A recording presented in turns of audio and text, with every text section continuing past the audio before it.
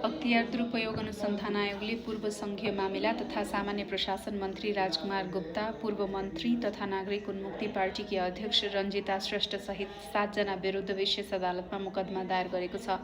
आयोगले कास्की जिल्ला स्थित मालपुत कार्यालयका तत्कालीन प्रमुख रामचन्द्र अधिकारीलाई सरुवा थमौती गर्न र भूमि आयोगको सदस्य बनाउनका लागि घुस डिल गरेको आधारमा सो मुद्दा दायर गरेको हो।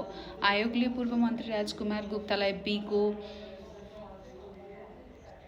78 लाख र पूर्व मन्त्री तथा नागरिक उन्मुक्ति पार्टीकी अध्यक्ष रञ्जिता श्रेष्ठलाई 78 लाख बिगो कायम गरेर मुद्दा दायर गरेको छ।